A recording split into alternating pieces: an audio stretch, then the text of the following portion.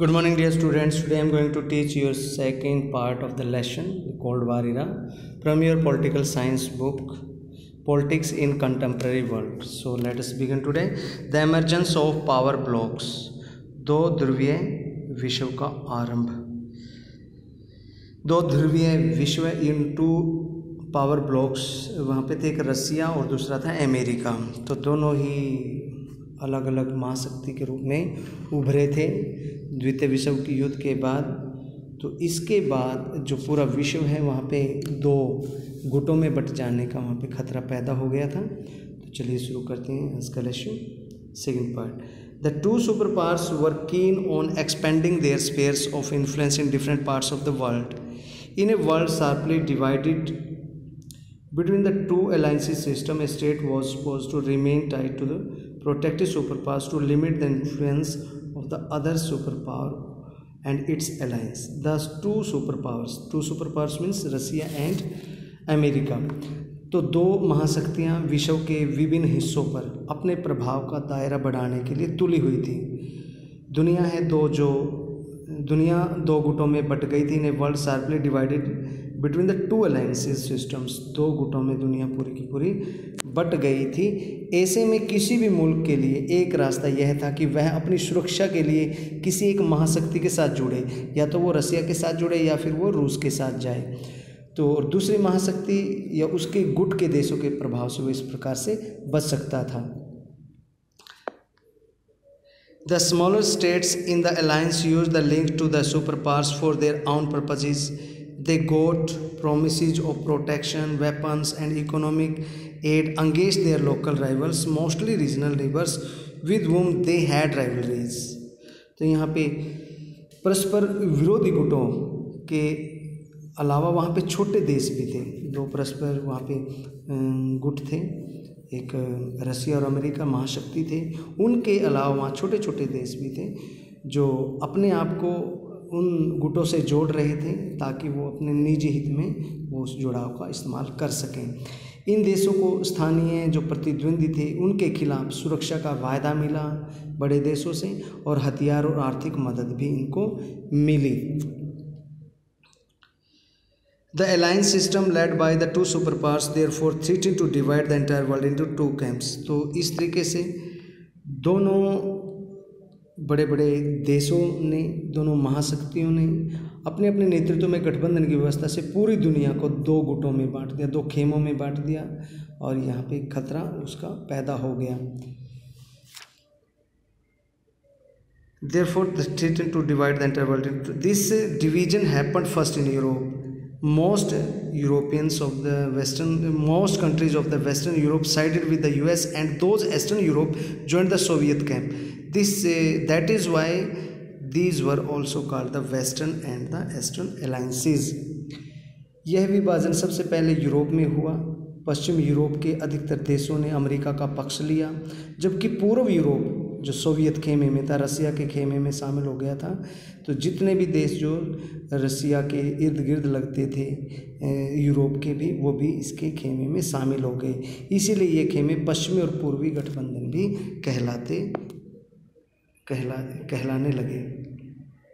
इसके साथ ही यहाँ पे थोड़ा सा दिया हुआ है, identify these countries from each of the rival blocks. यहाँ पे प्रत्येक जो देश की आपने पहचान करनी, कम से कम 3 देशों की आप पहचान करें जो यहाँ पे एक दूसरे के जो गुट थे, गुटों में शामिल थे. 3 एक गुट से, रसिया गुट से, और 3 आप अमेरिकन गुट के देशों का पता लगाए. Look at the map of the European Union in chapter 4 and identify 4 countries that were part of the Warsaw Pact and now belong to the EU. अब आप लेसन 4 में एक मैप दिया गया है यूरोपीय संघ का. उस मानचित्र को देखें, उस मैप को देखें और उन चारों देशों को पहचानो जो पहले वर्सा संधि के सदस्य थे, एक के अंडर थे, और अब वे यूरोपीय संघ के सदस्य बन गए थे बाद में अपने आप जाके. By comparing this map with the European Union map, identify 3 new countries that came up in the post con period. इस मानचित्र की तुलना में यूरोप के संघ के मानचित्र पे देखें, वहाँ पे विश्व के मानचित्र से देख के उसकी तुलना करें, और इस तुलना के बाद आप 3 ऐसे नए देशों की पहचान करो जो शीत युद्ध के बाद वहाँ पे अस्तित्व में आए थे। तो यहाँ पे ये पूरा देश है। यहाँ पे आप देखेंगे फर्स्ट है जो नाटो मेंबर्स हैं, नाटो कंट्रीज़ है येलो कलर में। इसमें जैसे ब्रिटेन, नॉर्वे, आप फ्रांस दे सकते हैं, स्पेन दे सकते हैं, नॉर्वे है, ब्रिटेन है, पश्चिमी यानी वेस्टर्न जो जर्मनी यहाँ पे है, और इटली है, बहुत सारे देश जो, पुर्तगाल भी आप इसमें देख सकते हैं। तो जैसे ब्रिटेन, आप यहाँ पे Norway, West Germany, France, Spain, पुर्तगाल, तो बहुत सारे ऐसे देश हैं जो नाटो मेंबर्स थे, यानी कि सारे के सारे अमेरिकन इन्फ्लुएंस में थे। और सेकेंडली जो हमारे थे ये हमारे वर्सा पैक्ट के मेंबर्स थे। वर्सा पैक्ट मेंबर्स रेड में, इसमें आप पोलैंड देख सकते हैं, ईस्ट जर्मनी देख सकते हैं, यूएसएसआर देख सकते हैं, हंगरी यहाँ पे है, रोमानिया ये, ठीक है, ये बहुत सारे देश हैं। बुल्गारिया यहाँ पे आप देख सकते हैं, बुल्गारिया। तो ये कंट्रीज़ हैं जो वर्सा पैक्ट के मेंबर्स थे। इसके साथ ही यहाँ पे आप अदर्स में देख सकते हैं, अदर्स में यहाँ पे स्वीडन है, स्वीडन और फिनलैंड जो ये किसी गुट में नहीं थे, अदर्स में थे। साथ में यहाँ पे ग्रीन में दिए गए अदर कम्युनिस्ट नेशंस, यानी कि दूसरे अन्य कम्युनिस्ट कंट्री थे, जैसे यूगोस्लाविया, और यहाँ पे देश दिया गया यूगोस्लाविया, और देश नहीं यहाँ पे मैप में दिखाया गया। तो ये सारे के सारे जो दोनों गुटों में बटे हुए देश थे यहाँ पे, और क्लियरली पूरे मैप को आप देख सकते हैं। तो यहाँ पे येलो में ये सारे नाटो कंट्रीज़ हैं, और ग्रीन में सारे के सारे ये कम्युनिस्ट कंट्रीज़ हैं। कम्युनिस्ट मतलब जिसमें इंडिया भी इसने कम्युनिस्ट में दिखाया है। ओके, तो चाइना इसमें जो वर्सा पैक्ट मेंबर्स दिखाया गया है, और वर्सा में बहुत सारे देश हैं, ये सारे के सारे। इसमें एक बार फिर मैं आपको नाम लेता हूँ। पोलैंड, यहाँ पे ईस्टर्न जर्मनी है, ये रहा ईस्टर्न जर्मनी यहाँ पे, और यहाँ पे पोलैंड है, ये यहाँ पे चेकोस्लोवाकिया है, हंगरी है, और बहुत सारे देश हैं जो वर्सा पैक्ट के मेंबर्स हैं। तो इसमें जिस बोलते हैं first world yellow, second world, और ये थर्ड वर्ल्ड कंट्रीज़ हैं। The Western Alliance was formalized into an organization, the North Atlantic Treaty Organization (NATO), which came into existence in April 1949. It was an association of 12 states which declared that armed attack on any one of the Europe and North American would be regarded as an attack on all of them. Each of these states would be obliged to help each other. The Eastern Alliance, known as the Warsaw Pact, was led by the Soviet Union. तो इसमें एक गठबंधन हुआ पश्चिमी देशों में। पश्चिमी देशों में गठबंधन ने क्या किया कि एक संगठन का रूप दिया। अप्रैल 1949 में उत्तर अटलांटिक संधि संगठन हुआ, जिसका नाम जो नाटो रखा गया। इसमें 12 देश शामिल थे। इस संगठन ने घोषणा की कि उत्तर अमेरिका या फिर यूरोप के इन देशों में से अगर किसी एक देश पर भी हमला होता है तो उसे गठबंधन में शामिल सभी देशों पर हमला माना जाएगा, और नाटो में शामिल हर देश एक दूसरे की मदद करेगा। इस प्रकार से जो पूर्वी गठबंधन है वर्सा संधि के नाम से जाना जाता है। इसकी अगुवाई जो सोवियत संघ ने की थी, सोवियत संघ इसके अगुवाई कर रहे थे। It was created in 1955 and its principal function was to counter NATO's forces in Europe. इसकी जो स्थापना 1955 में हुई थी और इसका मुख्य काम था नाटो में सम्मिलित जितने भी देश हैं उनका मुकाबला करना। International alliance during the Cold War era were determined by the requirements of the superpowers and the calculations of the smaller states. As noted above, Europe became the main arena of conflict between the superpowers. In some cases, the superpowers used their military powers to bring countries into their influence, into their respective alliances. तो शीत युद्ध के दौरान जो अंतर्राष्ट्रीय गठबंधनों का निर्धारण महाशक्तियों की ज़रूरत थी और छोटे देशों के लाभ आने के हिसाब से उसको तैयार किया गया था। जैसा कि ऊपर बताया गया, महाशक्तियों के बीच में तनातनी का जो मुख्य अखाड़ा यूरोप में ही बना। कुछ एक मामलों में यह भी हुआ कि महाशक्तियों ने अपने अपने गुटों में शामिल करने के लिए जो छोटे मोटे देश हैं उनके ऊपर अपनी ताकत का भी इस्तेमाल किया। इसमें यूरोप में सोवियत संघ की दखलंदाजी इसका उदाहरण है। जितने भी यूरोप के देश, छोटे छोटे देश सोवियत संघ के साथ लगते थे, उन्होंने अपने उसको प्रभाव में रखा और सोवियत संघ ने पूर्वी यूरोप में अपने प्रभाव का इस्तेमाल किया। इस क्षेत्र के देशों में सोवियत संघ ने सेना की एक व्यापक उपस्थिति यह सुनिश्चित करने के लिए अपना प्रभाव बना कि यूरोप का पूरा पूर्वी हिस्सा सोवियत संघ के दबदबे में रहे। The Soviet Union used its influence in the Eastern Europe, backed by the very presence of the armies in the countries of the region, to ensure that the eastern half of the Europe remained in its sphere of influence.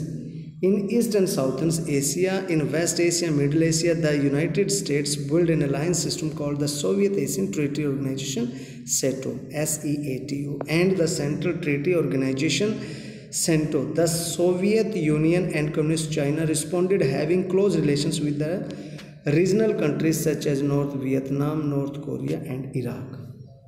तो पूर्व और दक्षिण पूर्व Asia तथा पश्चिम Asia में America ने गठबंधन का तरीका अपनाया।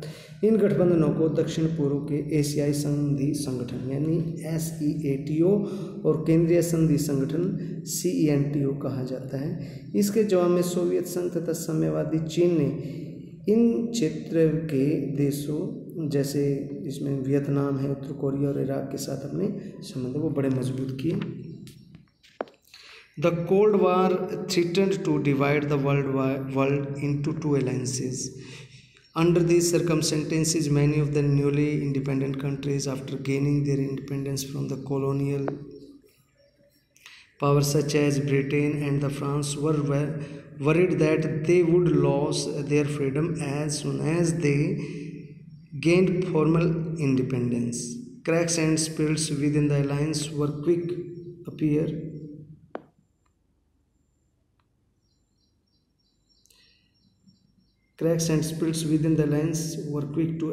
Communist China quarreled with the USSR towards the 1950s and 1969. They fought a brief war over the territorial dispute. The other important development was the non-aligned movement (NAM), which gave the newly independent countries a way staying out of the alliance.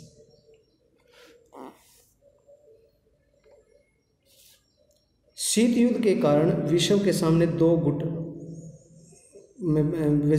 शीत युद्ध के बाद क्या हुआ कि विश्व के सामने दो गुटों के बीच बट जाने का खतरा पैदा हो गया। ऐसी स्थिति में औपनिवेशिक शासन, जिसमें कि ब्रिटेन और फ्रांस के चुगल से मुक्त हुए नए नए देश थे, उनको ये चिंता सताने लगी कि कहीं वो इस नई प्राप्त आज़ादी को शीघ्र ही खो न बैठें और अपनी इस आज़ादी को संभाल के रखने की उनके पास एक चुनौती बन गई। गठबंधन में भेद पैदा हो गए। वहाँ पे जो कंट्रीज़ अमेरिका के साथ गए थे, जो कंट्रीज़ चाहे यूरोप के रूस के साथ गए थे, उनमें गठबंधन में दरारें पड़ने लगी और साम्यवादी चीन की जो वहाँ पे 1950 में उत्तरार्ध में 1950 के दशक के उत्तरार्ध में सोवियत संघ से अनबन हो गई और 1969 यानी 1969 में इन दोनों देशों के बीच एक छोटे से ज़मीन के टुकड़े को लेकर, भूभाग को लेकर, उसके आधिपत्य को लेकर एक छोटा सा युद्ध भी हुआ। इस दौर की एक महत्वपूर्ण घटना गुटनिरपेक्ष आंदोलन का विकास है। इस आंदोलन ने नव स्वतंत्र राष्ट्र है उनको दो ध्रुवीय विश्व की गुटबाजी से अलग रहने का मौका दिया। You may ask why the super powers needed any alliance at all. आप यहाँ पे पूछ सकते हैं कि सुपर पावर्स को गठबंधन की क्यों ज़रूरत थी। After all, with their nuclear weapons and regular आर्मीज, they were so powerful that the combined power of most of the smaller countries in Asia, Africa, and even in Europe was no match to that of these superpowers. Yet the smaller states were helpful for superpowers in gaining access to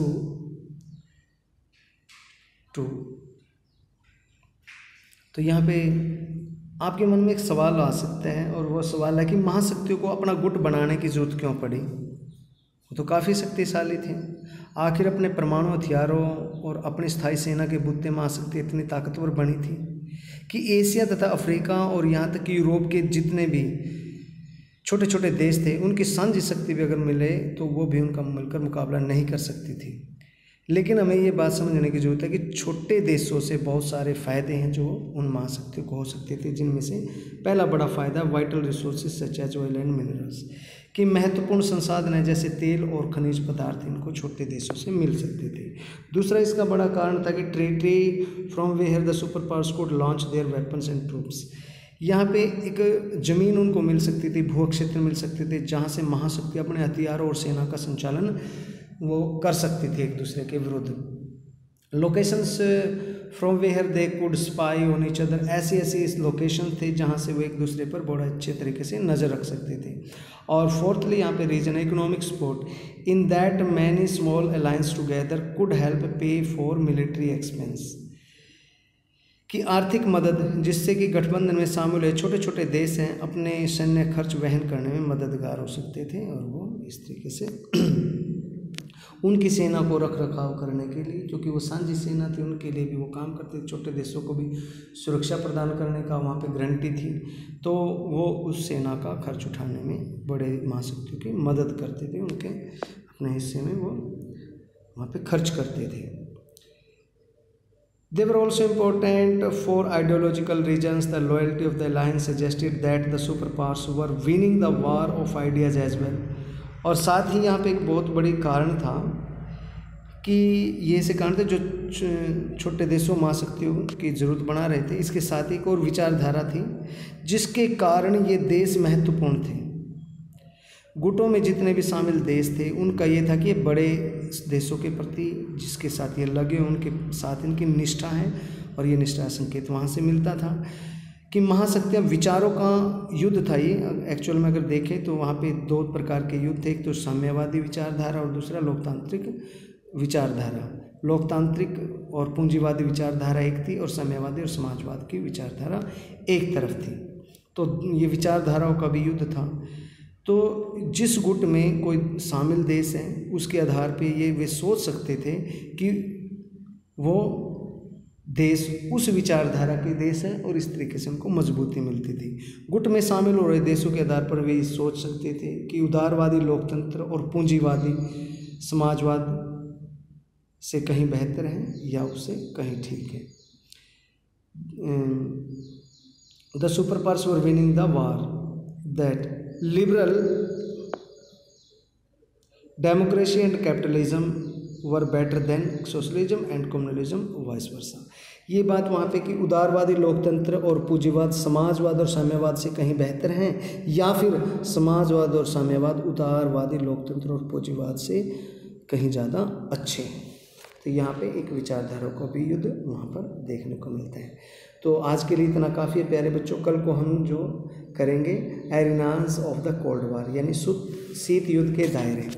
ठीक है बेटा, और मेहनत लगा के पढ़ा करो। इससे पहले मैंने वीडियो बनाई, काफ़ी बड़ी वीडियो बनाई थी और वो करप्ट हो गई, लेकिन फिर बार बार वो चीज़ आपके लिए तैयार लेके आते हैं। तो बेटा ये नहीं है कि बार बार पढ़ाना पड़े, कितनी बार पढ़ाना पड़े, पढ़ाएंगे। आप भी मेहनत करें, आप लगे रहें, अपने जो क्वेश्चन आंसर हैं उनकी PDF बना के भेजें, उनको चेक करेंगे।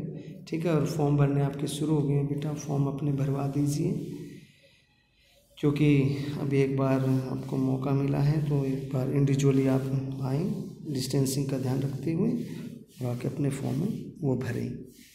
लेट करेंगे बेटा तो इसमें आपका ही अहित है, और अपना साल ख़राब ना करें, मेहनत लगा के पढ़ें।